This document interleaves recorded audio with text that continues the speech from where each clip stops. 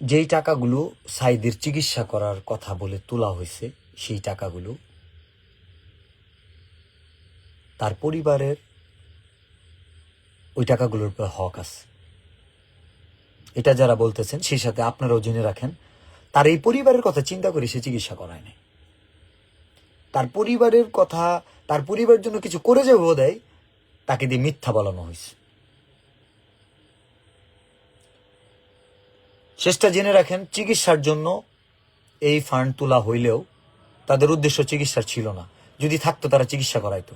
যদি থাকতো, আমার 8,92,000 টাকা শোনার পর তারা ইন্ডিয়াতে যাইতো না। যদি তাদের চিকিৎসা করার উদ্দেশ্যই থাকতো, তাদের কাছে এতগুলো টাকা থাকা সত্ত্বেও তারা চিকিৎসা না করায় ফেরত আসতো না। উদ্দেশ্য একটাই, সবাই যেমন তার পরিবার পরিজনকে নিয়ে ভাবে, তার পরবর্তী প্রজন্ম যেন ভালো থাকে, নিরাপদ থাকে, সেই জায়গাটা, সেই সিকিউরিটিটা ইনশিওর করার জন্যই তার চিকিৎসাটা করানো হইল না। প্রিয় দর্শক শ্রোতা, ইতিমধ্যে আপনারা সকলে জানেন যে সিলেটের কিশোরগঞ্জের জনপ্রিয় কন্টেন্ট ক্রিয়েটর আবু সাইদ আর আমাদের মাঝে নেই, তার ভয়েস আর আমরা শুনতে পাবো না।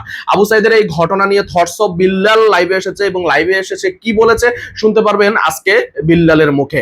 বিল্লাল নাকি আবু সাইদের সঙ্গে প্রতারণা করেছে, নাকি অন্য কেউ প্রতারণা করেছে, আবু সাইদের টাকা নিয়ে কারা চিনিমিনি খেলেছে এবং কি কারণে আবু সাইদের আজকের এই পরিণতি, আমরা সবকিছু শুনবো থটস অফ বিল্লালের মুখে।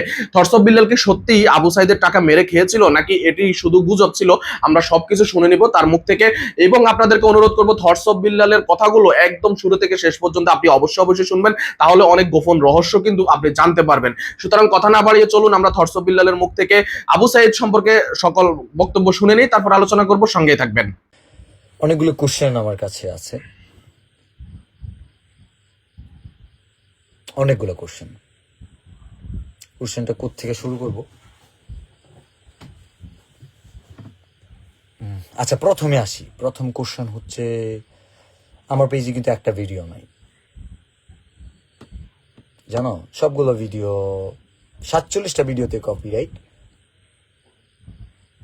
এন্ড আরো 1-150 ভিডিও ছিল যেগুলো আমি সরাই ফেলছি, মানে আমি প্রাইভেট করে ফেলছি। আমার মনিটেশন নাই। মনিটেশন থাকলে আমি মাসে 4 থেকে 5 লাখ টাকা ইনকাম করতে পারতাম। এখনো অ্যাকাউন্টে 3 লাখ টাকার মতো আছে। বিষয় হচ্ছে, অনেকেরই ধারণা ভাই এই তোমারও দোষ আছে, তোমারও তো এমনি এমনি আরো তো অনেক কন্টেন্ট ক্রিয়েটর আছে, তুমি তো একাই মানবিক কাজ করো না। হ্যাঁ, ওদের আইডি গুলো কেমনে থাকে, তোমার আইডি কেন থাকে না, এরকম প্রশ্ন জাগতে পারে। আমি একটু তোমাদের ক্লিয়ার করে দিই। ধরে নাও, আমি এটা বুঝতে সহজ হবে, তাহলে তোমাদের বুঝাইতে সহজ হবে। ধরো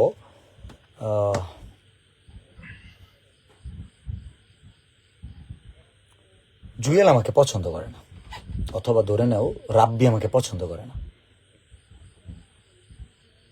আমাকে গায়াল করার জন্য কি করবে?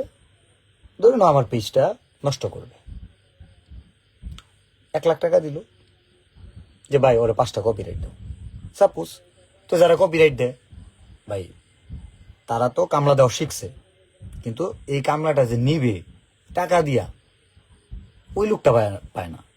যখন ব্রেন মেসেজ জুয়েল অথবা রাব্বি আহমেদ কাউকে 1 লাখ টাকা দেওয়া বলবো থটস অফ বিল্লালকে 10টা কপিরাইট দাও, তখন কি সে কবো আমি একটা কাজ পাইছি, সে 10টা কপিরাইট দিল। আমি থটস অফ বিল্লাল কি কবো, ভাই আমার কপিরাইট গুলো তুইলা দাও, কবো তুমি ও টাকা দাও। তার মানে কি হলো? 2টা কুকুর কামড়াকামড়ি করতেছে এবং এই দৃশ্য দেখা স্প্যামার, মানে যেটা অনলাইন সন্ত্রাস বলে, কিন্তু এরা আবার নিজেরা সাইবার এক্সপার্ট দাবি করে, তো তারা সুবিধা নিতেছে, কারণ তাদের তো কিছু কইরা খাইতে হবে, তাদের কোনো কাজ নাই।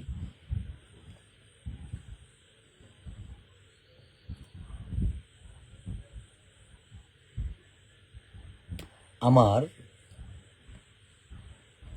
পিছনে অনেকেই লাগছে, অনেকেই ছিঁড়তে চাইছে, অনেকেই ছিঁড়ছে। যেটা পইরা যায় সেটা ছিঁড়া তো কোনো লাভ নাই। যেটা আছে পারলে সেটা ছিল।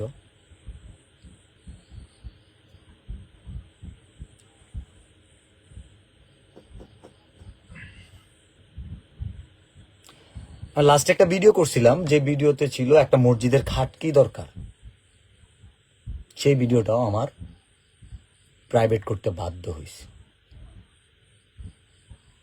কারণ কি, কপিরাইট দিচ্ছে।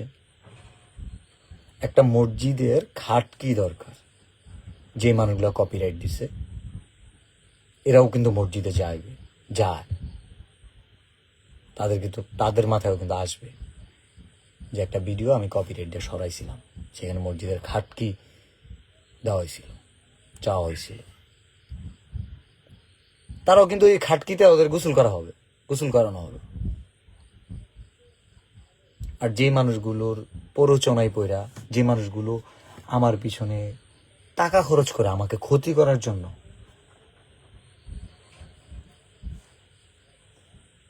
তারা হয়তো জানে না তারা আমার উপকার করতেছে। আমার পিছনে যত ক্ষতি করবে আমার জন্য তত উপকার হবে। তো তাদের জন্য আমি আমার শত্রুপক্ষকে কখনো পিছন থেকে গায়াল করি না, এবং অগ্রিম বার্তা দিয়ে দিই। যারা কপিরাইট দিছো তোমাদেরও বলতেছি, এবং যারা এটার সাথে জড়িত আছে তোমাদেরও বলতেছি, আমার লাইভটা শেষ হবে, তারপরে 1 ঘন্টা পরে সময় পরিমাণ লাইভটা থাকবে। তোমরা চাইলে লিঙ্কটা কপি করে কপিরাইট সাবমিটও করতে পারবা, কোনো সমস্যা নেই। বাট 1 ঘন্টা পরে আমি ডিলিট করে দিব, আমি লাইভটা ডিলিট করে দিব। তো তুমি যে সাবমিট করবা, সাবমিটটা ফেল হবে, তাহলে তোমার কষ্ট বৃথা। তোমার জন্য পরামর্শ আমি তাহলে কি দিব? তোমার জন্য আমি একটা সুন্দর পরামর্শ দিই। যাদের 500-1000 ফলোয়ার আছে, যে কন্টেন্ট ক্রিয়েটররা 1000, 2000, 5000 ফলোয়ার, তাদের কাছে আমি কন্টেন্ট বিক্রি করব।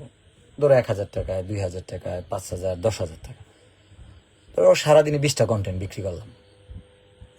একজনের নতুন পেজ খুলছে, 200 ফলোয়ার, তার কাছে একটা কন্টেন্ট বেচলাম, ধরো 2000 টাকা বেচছি একটা কন্টেন্ট, একটা ভিডিও বানাই দিচ্ছি, সে 2000 টাকা দিচ্ছে। তুমি তার কপিরাইট দিলা। তুমি যে কপিরাইট দিলা, ধরে নিব কি বিল্লাল ভাইয়ের ভিডিও এই কারণে কপিরাইট দিছে। তার মানে বিল্লাল ভাইয়ের শত্রু কারা? তাদের হাত আছে। তার মানে তখন বিল্লাল ভাইকে আরো বেশি ভালোবাসবে। তোমরা যারা আমার ভিডিওর কারণে কপিরাইট দিতেছো অন্যদের, ওরা আমার আরো বেশি ভালোবাসতেছে, তোমাদের আরো ঘৃণা বেশি করতেছে। দিন শেষে আমার লাভ হইতেছে। আমি কিন্তু কন্টেন্ট বেচে দিচ্ছি, আমার টাকা কিন্তু অরিজিনাল, জাল না।